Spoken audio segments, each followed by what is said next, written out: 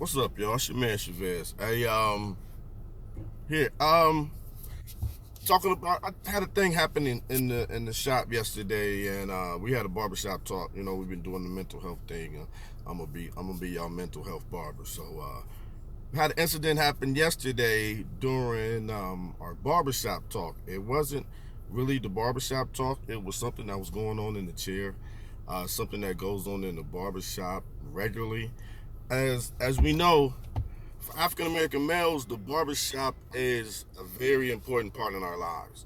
Um, a lot of young men, well, me, it was different for me because our barber messed me up, so I didn't get my teenage years in the barbershop. But as a youth, the barbershop is the first place for a young man where he feels comfortable. He can call adults by their first name who aren't family members. The first person outside a family member that he begins to trust. So, and that trust can be broken in different ways.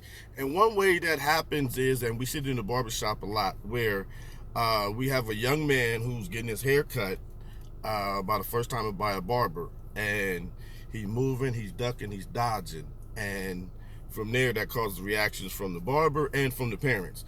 So yesterday we had a young man come in, and his father had been taking him to a barbershop that had been pushing his edge up back and scarring him across the front on his edge up. So mom said, she came in, she said, hey, I need a new barber, so I'm trying to get somebody for my son to take care of my son because that's been going on. So, all right, barber starts to cutting, and the young man starts to duck and dodge a little bit. So, and the mom's like, straighten up, and the barber starts getting a little frustrated. But y'all, what's happening is this young man was 5 years old. So this is where young men first have their first experience with trauma, because what has happened with the previous barber being, whether the clippers were aligned improperly or he had a heavy hand, he cut the young man across his edge up, also pushed it back, and when he was doing the back of his neck, he kind of nicked his neck.